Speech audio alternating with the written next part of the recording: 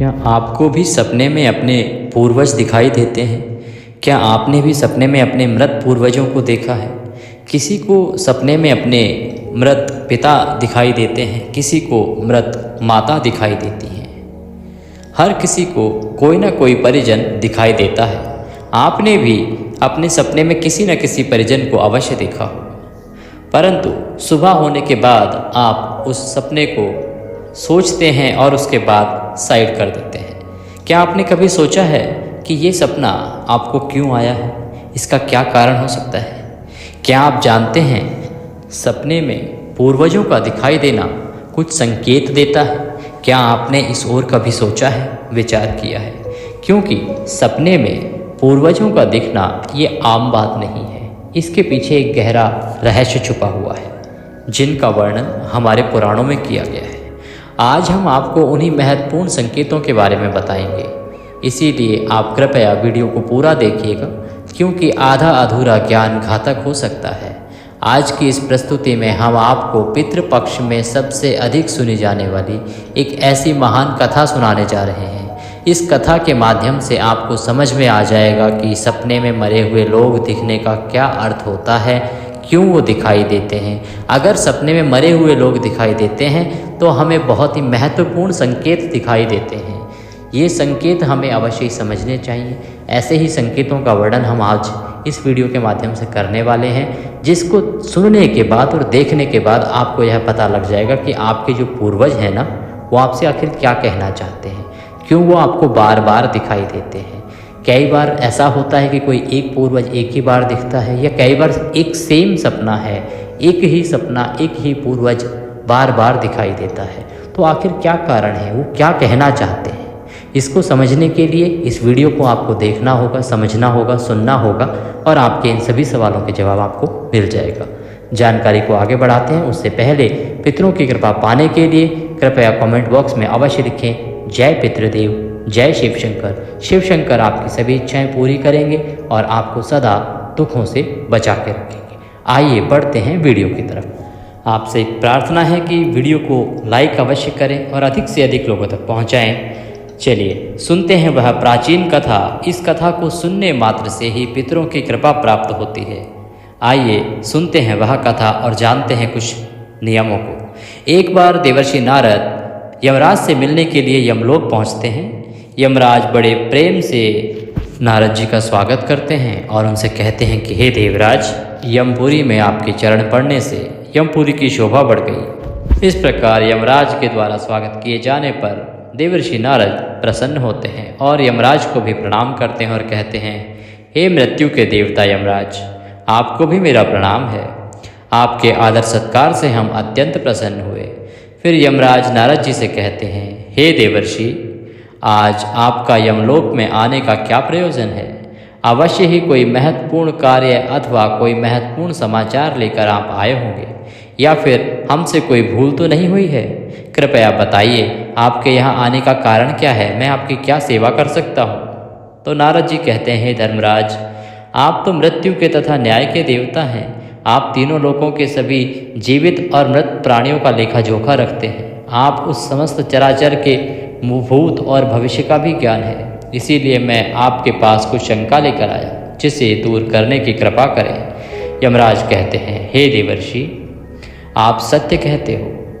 हम तीनों लोकों में निवास करने वाले सभी जीवित और मृत प्राणियों का लेखा जोखा अवश्य रखते हैं, किंतु आपके मन की बात जानना हमारे बस का नहीं है। आप तो तीनों लोगों की खबर रखते हैं। आप भगवान विष्णु के सबसे प्रिय भक्त हैं। आप समस्त शास्त्रों का भी ज्ञान रखते हैं, किंतु अगर आप मुझसे कुछ जानना चाहते हैं तो मैं अवश्य ही आपकी सहायता करूँगा। हे देवर्षि, आपकी जो भी शंका और प्रश्न है, आप कृपा करके निसंकोच होकर मुझसे पूछिए। मैं अवश्य ही अपनी सामर्थ्य अनुसार उनका जवाब दूंगा। देवर्षि नारद तभी मुस्कुराते हुए कहते हैं, यमराज, मैं पृथ्वी लोक का भ्रमण करके आ रहा हूँ। मैंने पिशाच, प्रेत और पेताल, चुड़ैल, पिशाचनी आदि अनेक प्रकार की विचित्र चीज़ें देखी हैं जो जंगल में निवास करती हैं। इसके साथ ही मैंने देखा है कि ये सभी दुष्ट शक्तियाँ मनुष्यों को परेशान करती हैं, उन्हें दुख देती हैं। इसका कारण क्या है? ये सभी बुरी शक्तियाँ मनुष्यों को क्यों परेशान करती हैं, किस कारण से? तथा मेरे मन में एक और महत्वपूर्ण प्रश्न है कि मनुष्य किस कारण से सपने में अपने पूर्वजों को देखता है? तो इसका क्या अर्थ होता है? सपने में मरे हुए लोग दिखाई देने का क्या मतलब है? इससे मनुष्य को कौन से संकेत मिलते हैं? मैं समस्त मनुष्य जाति के कल्याण के लिए इन प्रश्नों के उत्तर जानने के लिए ही आपके पास आया। नारद जी के प्रश्न यमराज सुनते हैं तो कहते हैं कि हे देवर्षि, आपने समस्त मानव जाति के कल्याण के लिए एक अच्छा प्रश्न किया है। मैं आपको इन सभी प्रश्नों के अवश्य ही उत्तर दूंगा, परंतु उससे पहले मैं एक अत्यंत पवित्र कथा आपको सुनाता हूँ। इस कथा के माध्यम से आपको आपके सभी प्रश्नों के उत्तर मिल जाएंगे। जो भी मनुष्य इस कथा का श्रवण करता है उसके मैं 30 अपराध माफ करता हूँ। तब नारद जी कहते हैं, हे धर्मराज, आप मुझे वह महान कथा सुनाइए, मैं इसे ध्यान से सुनूंगा। तब यमराज देवर्षि नारद को यह महान कथा सुनाते हैं। आइए कथा सुनते हैं। इस कथा को ध्यान से सुनिएगा। एक समय की बात है, मध्य देश में एक अत्यंत शोभायमान नगरी थी जिसमें एक सेठ 4 भाइयों के साथ निवास करता था। उस सेठ का नाम था धर्मण। उसके 4 भाई सुमन, नंदन, निर्जन और विभान थे। सेठ और उसके सभी भाइयों का विवाह हो चुका था। सभी बड़े ही प्रेम और आदर के साथ रहते थे, एक दूसरे के साथ प्यार से रहते थे। सेठ के पास किसी प्रकार की कोई कमी नहीं थी। वहीं उसके भाई भी बहुत बड़े मेहनती थे और सब मिलजुल कर व्यापार और खेती किया करते थे। पूरे नगर में सेठ जितना कोई धनवान नहीं था। ये सारी संपत्ति सेठ को अपने पूर्वजों से ही प्राप्त हुई थी। सेठ के पूर्वज महादानी और पूर्वज श्रेष्ठ थे। वे सभी दान, धर्म, यज्ञ आदि, हवन, कर्म आदि यज्ञ किया करते थे। परंतु सेठ जो है वो कंजूस स्वभाव का था और उसके अंदर पूर्वजों के लक्षण नहीं थे। ना वह दान धर्म करता था और ना ही यज्ञ हवन आदि कार्य करता था। सेठ ने धन तो बहुत इकट्ठा कर लिया था, परंतु उसने कोई भी धर्म, कर्म, पुण्य आदि कार्य नहीं किया था। उसने कभी अपने धन का सही उपयोग नहीं किया। उसने कभी किसी को फूटी कौड़ी भी दान नहीं दी, ना कभी किसी को भोजन कराया। सेठ के पूर्वज तो मंदिरों में भंडारा दिया करते थे, गरीबों को वस्त्र दिया करते थे तथा अन्न का दान किया करते थे, परंतु सेठ ने अपने पूर्वजों का कभी अनुसरण नहीं किया। वह हमेशा ही धन कमाने में और धन का संचय करने में ही लगा रहता था। इस कारण से उसके पास धन संपत्ति तो बहुत इकट्ठी हो गई, परंतु उसके पूर्वज उससे बहुत दुखी और नाराज हो गए। फिर पितृपक्ष आया। पितृपक्ष में सभी पूर्वज अपने पुत्रों के द्वारा श्राद्ध और तर्पण की अपेक्षा कर रहे थे, किंतु उनके किसी भी पुत्र ने अपने पूर्वजों के लिए ना श्राद्ध किया ना ही तर्पण किया। उन्होंने ना दान धर्म किया और ना ही किसी भूखे प्राणी को भोजन कराया। अपने पुत्रों को ऐसी दुष्टता देखकर सभी पितृगण अत्यंत दुखी हुए। सेठ के पूर्वजों को अपने पुत्र का व्यवहार ठीक नहीं लगा। ऐसे कारण से ही वे पितृलोक में भी दुखी ही रहा करते थे। धन कमाने के लालच में सेठ इतना उन्मत्त हो गया कि वह अपने पूर्वजों को भी भूल गया और उसने अपने पूर्वजों का श्राद्ध तथा तर्पण आदि कार्य करना भी बंद कर दिया, जिसके कारण उसके जो पूर्वजों की आत्मा है उनकी तृप्ति नहीं हो पाती थी। वे अपने पुत्र के इस प्रकार के व्यवहार से बहुत दुखी होने लगे। एक दिन वे सभी पितृ एकत्र होते हैं और चर्चा करने लगते हैं कि हमारा बड़ा ही दुर्भाग्य है कि हमारे कुल में इतने स्वार्थी और लालची पुत्रों का जन्म हुआ है। हमारे पुत्र ना हमारे लिए श्राद्ध कर्म करते हैं और ना ही दान धर्म करते हैं। हमारे पुत्रों की कुकर्मों के कारण हमारा बदन जल रहा है और हम परेशान हो रहे हैं। इस प्रकार से वे परेशान होकर के विचार करके और अपने पुत्रों के पास जाने के विषय में सोचने लगे और कहते हैं कि हमें यमराज के पास जाना चाहिए। अब वे ही हमारी इस समस्या का समाधान कर सकते हैं। वे सभी पितृलोक से यमराज के पास जाते हैं, यमराज को नमस्कार करते हैं। यमराज उनको आया हुआ देखकर उनका स्वागत करते हैं और आने का कारण पूछते हैं तो पितृ बताते हैं कि हमारे पुत्रों की बुद्धि भ्रष्ट हो गई है। वे ना दान करते हैं, ना श्राद्ध करते हैं, ना तर्पण करते हैं। उनके अशुभ आचरण से हमारा बदन जल रहा है। वे कभी दान धर्म आदि नहीं करते हैं, जिस कारण से हमारी संतुष्टि नहीं हो रही है। आप कृपया हमें हमारे पुत्रों से मिलने के लिए एक बार जाने दीजिए। हम हमारे पुत्रों को समझाकर लौट आएंगे। उन्हें शास्त्रों का ज्ञान देकर फिर से यमलोक पुनः लौट आएंगे। तभी यमराज उन्हें आज्ञा दे देते हैं और कहते हैं कि हे महात्माओं, तुम अपने पुत्रों को मिलने के लिए तो नहीं जा सकते, किंतु तुम अपने पुत्र को स्वप्न के माध्यम से संकेत अवश्य दे सकते हो। इसीलिए तुम सभी अपने पुत्र को स्वप्न के माध्यम से संकेत देकर अपना दुख समझा सकते हो। फिर वे सभी पितृ इसी प्रकार से करते हैं। सभी अपने अपने पुत्रों के सपनों में जाकर और उन्हें दर्शन देते हैं। सबसे पहले वे अपने बड़े पुत्र के अर्थात उस सेठ धर्मण के सपने में जाके दर्शन देते हैं और उसे संकेत देते हैं, किंतु उनका बड़ा पुत्र उनके संकेतों को समझ नहीं पाता है। दूसरे दिन जागने पर वह उस सपने को भूल जाता है और अपने पितरों के द्वारा दिए गए संकेत को भी नज़रअंदाज कर देता है।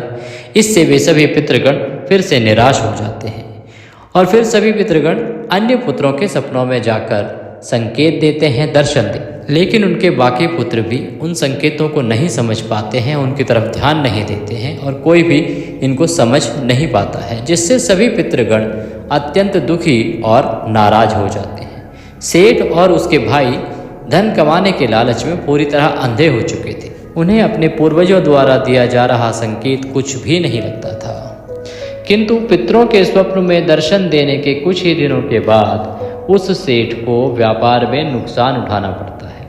उसे व्यापार में बहुत अधिक घाटा होने लगता है, जिसके कारण उसकी सारी धन संपत्ता आदि नष्ट हो जाती है। सभी भाइयों में वाद विवाद और लड़ाई झगड़े बढ़ जाते हैं। पूर्वजों द्वारा जमा की हुई सारी जमीन जायदाद को वे बेच डालते हैं और पूरी तरह से बर्बाद हो जाते हैं। सभी भाई एक दूसरे से अलग हो जाते हैं और अपना अपना पेट पालने में लग जाते हैं। उधर स्वर्ग लोक में पितरों को अपने पुत्रों की ऐसी दुर्गति देखकर बहुत पीड़ा होने लगी। सभी पितृगण अत्यंत दुखी और उदास हो जाते हैं। फिर एक दिन वे फिर से यमराज के पास जाते हैं और कहने लगते हैं, हे धर्मराज, हमसे हमारे पुत्रों की ऐसी दुर्गति देखी नहीं जाती। हमारे द्वारा किए गए सभी पुण्य कर्मों को हमारे पुत्रों ने नष्ट कर डाला है। कृपया कुछ ऐसा उपाय करें जिससे हमारे पुत्रों को उनकी भूल का पता चल जाए। फिर यमराज उन पितरों से कहते हैं, हे महात्माओं, तुम्हारी इस व्यथा को मैं समझता हूँ। मैं तुम्हारी अवश्य ही सहायता करूँगा। मैं स्वयं तुम्हारे पुत्रों के पास जाकर उन्हें उनकी भूल के बारे में बताऊँगा। फिर दोस्तों, यमराज अपने भैंसे पर सवार होकर पृथ्वीलोक पर आते हैं और उस सेठ के घर की तरफ जाते हैं। जब यमराज सेठ के घर के समीप पहुंच जाते हैं, तभी वे एक साधु का रूप धारण कर लेते हैं। सबसे पहले वे उस सेठ के घर पर जाते हैं तो वह सेठ अत्यंत बीमार पड़ा होता है। द्वार पर जाकर वो कहने लगते हैं कि भिक्षाम देहि, भिक्षाम देहि, क्या घर में कोई है? हे माई, तुम्हारे द्वार पर एक साधु आया है जो बड़ी दूर से यात्री करके आया है। कोई हो तो कृपया भिक्षा दो, भिक्षा दो, भिक्षाम देहि, भिक्षाम देहि। द्वार पर आए हुए साधु को देखकर सेठ की पत्नी सुनंदा उनका स्वागत करती है और कहती है, आइए साधु महाराज, पधारिए, आपका स्वागत है। कहिए, मैं आपकी क्या सहायता कर सकती हूँ? वे साधु रूपी यमराज कहते हैं, हे देवी, मैं भूखा हूँ और यात्रा पर निकला हूँ। यदि दान में कुछ भोजन मिल जाए तो बड़ी कृपा हो जाए। सेठ की पत्नी कहती है, ठीक है साधु महाराज, आप रुकिए, मैं अभी आपके लिए कुछ भोजन लेकर आती हूँ। सेठ की पत्नी के चेहरे पर रूखे हाव भाव देखकर वे साधु महाराज कहते हैं, हे पुत्री, तुम्हारे मुखमंडल पर दुख दिखाई पड़ रहा है। अगर कोई गोपनीय बात ना हो तो मुझे बताओ, तुम्हारे दुख का क्या कारण है? तुम क्यों परेशान हो? वह स्त्री कहती है, हे साधु महाराज, आप सत्य कह रहे हैं। पहले हम बहुत धनवान और समृद्ध थे। मेरे पति और उनके भाई सभी साथ साथ रहते थे, किंतु अचानक ही सभी भाइयों में झगड़ा हो गया। अचानक से हमारे सारे कारोबार में हानि हो गई और सारा कारोबार डूब गया। अब हम निर्धन हो गए हैं। ये किस दोष के कारण हुआ है? आप कृपया हमें बताएं। तो साधु कहता है, हे पुत्री, तुम्हारे घर में पितृदोष है, उसी कारण से तुम्हारे पति की ये दशा हुई है। तुम्हारे पति के कर्मों के कारण उसके पूर्वज रुष्ट हुए हैं। साधु की बात सुनकर वह सेठ वहाँ पर आता है और साधु से पूछने लगता है, हे साधु महाराज, कृपा करके आप मुझे बताएं, मैंने ऐसा कौन सा पाप किया है जिसके कारण मेरा सब कुछ बर्बाद हो गया है? मेरे भाई भी मुझे छोड़कर चले गए हैं और मैं बीमार पड़ गया हूँ। तब वह साधु कहते हैं कि हे पुत्र, तुमने अपने पूर्वजों को नाराज किया है। तुम्हारे पूर्वजों ने जो संपत्ति और पुण्य अर्जित किया था वह तुमने सब नष्ट कर दिया है। साथ ही तुम्हारे भाइयों ने भी यही किया है। इसी कारण से तुम्हारी यह दुर्गति हुई है। तुम लोगों ने अपने पितरों का श्राद्ध नहीं किया है, उनका तर्पण नहीं किया। इसी कारण से तुम्हारे सभी पूर्वज तुमसे रुष्ट हो गए हैं और उनके रुष्ट होने के कारण ही ये सब हो रहा है। तुम्हारे पूर्वजों ने सपनों में आकर भी तुम्हें बहुत महत्वपूर्ण संकेत दिए थे, परंतु तुमने उन पर भी ध्यान नहीं दिया। इस प्रकार से तुमने अपने पूर्वजों को अपमानित किया है। यही कारण है कि तुम्हारा सारा राजपाट वैभव नष्ट हो चुका है। इस प्रकार साधु के द्वारा बताए जाने पर उस सेठ को सब कुछ पता चलता है और उसे याद आता है कि किस प्रकार से उसके सपने में उसके पूर्वजों ने दर्शन दिए थे। वह सेठ उस साधु से कहता है, हे साधु महाराज, आप सच कह रहे हैं। हमारे पूर्वजों ने हमें सपने में दर्शन अवश्य दिए थे, किंतु हम उनके द्वारा दिए गए संकेतों को समझ नहीं पाए। कृपया आप मुझे सपने में पूर्वजों को देखने पर क्या संकेत मिलते हैं, इस बारे में बताइए। तो वह साधु कहते हैं, हे पुत्र, अब तुम ध्यान से सुनो। मैं तुम्हें सपने में दिखने वाले पूर्वजों के संकेतों की बात करता हूँ। साधु रूपी यमराज कहते हैं, हे पुत्र, यदि पितरों का उद्धार नहीं होता है तो वे प्रेत योनि में ही मृत्यु लोक पर भटकते रहते हैं। वे भूख प्यास से व्याकुल होकर अपने परिवारजनों के घर में प्रवेश करते हैं। सुनो वत्स, अब मैं तुम्हें उन सभी संकेतों के बारे में बताता हूँ जो तुम्हें ध्यान में रखने चाहिए। यमराज ने साधु के वेश में उसको बताया कि यदि तुम अपने सपने में पूर्वजों को भूख और प्यास से व्याकुल देखते हो तो यह संकेत अत्यंत महत्वपूर्ण है। इसका तात्पर्य यह है कि तुम्हारे पितृ अभी भी प्रेत योनि में भटक रहे हैं। इसका कारण यह है कि उनके लिए उचित रूप से श्राद्ध कर्म और तर्पण आदि नहीं किया गया है। वे अभी भी अपने परिवार से आहार और जल की प्रतीक्षा कर रहे हैं।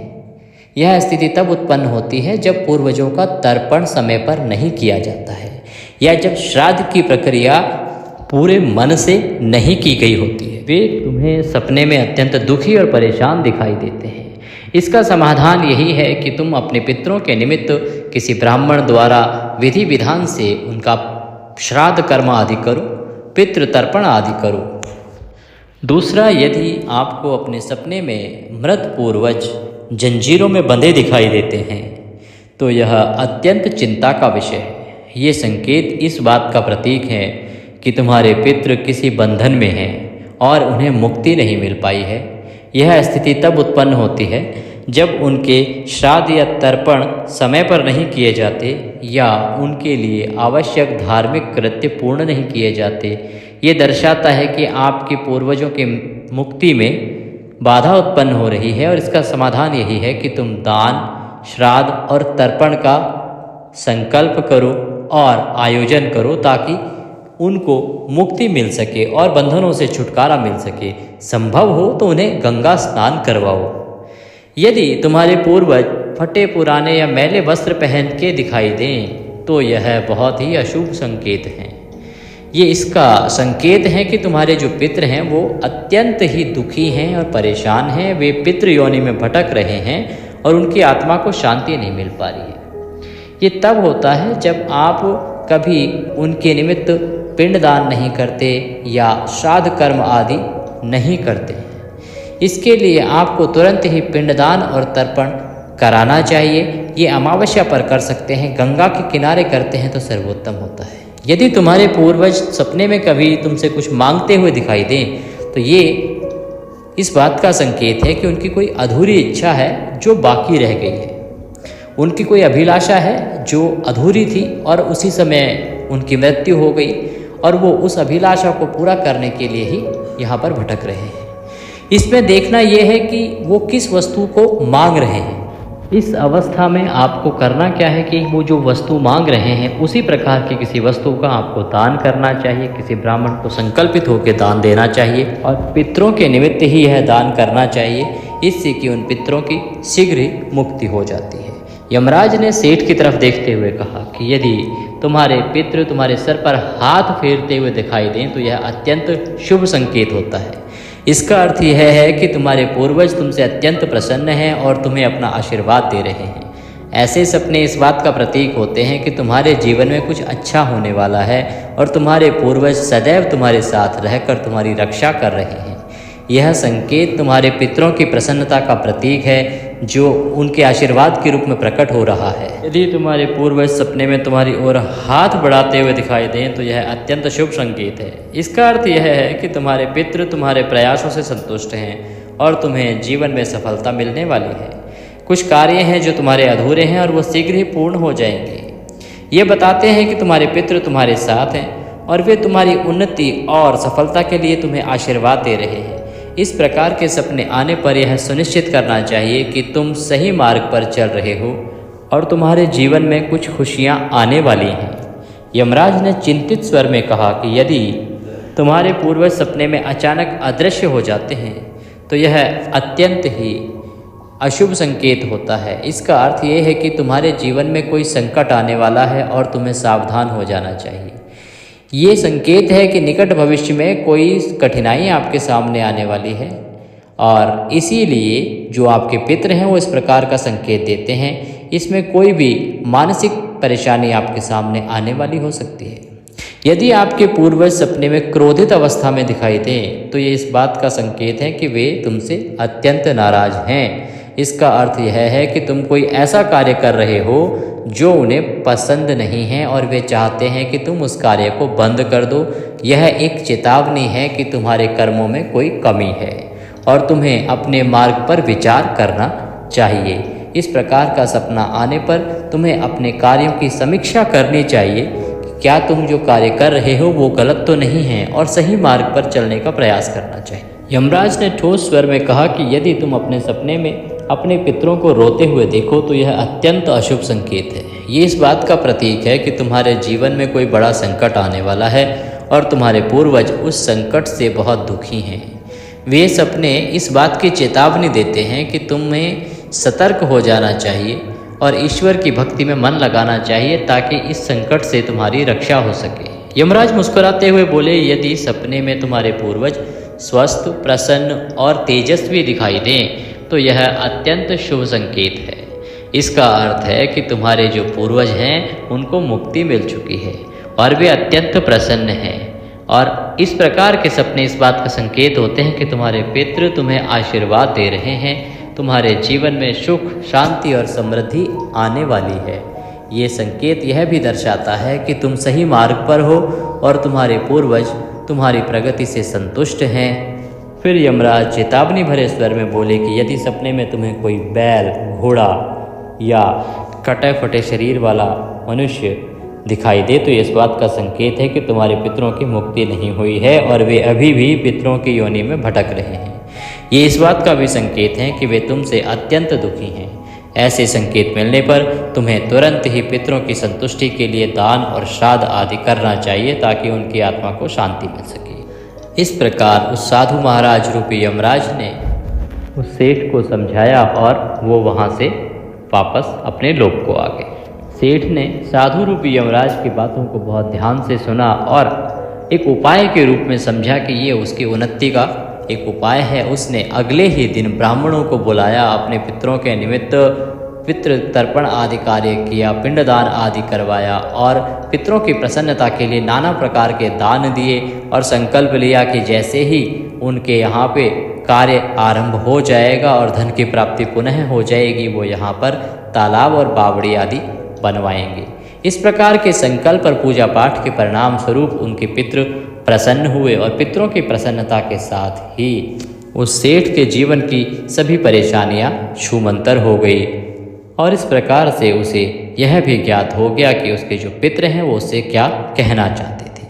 तो ये संकेत थे जो इस कथा के माध्यम से भी आपने जाने, जो स्वयं यमराज बताते हैं कि इस प्रकार के संकेत जो हैं वो क्या कहना चाह रहे हैं। यदि कोई और संकेत के बारे में आप जानना चाहते हैं तो कमेंट करके पूछ लीजिएगा, हम अवश्य ही आपको बताएंगे।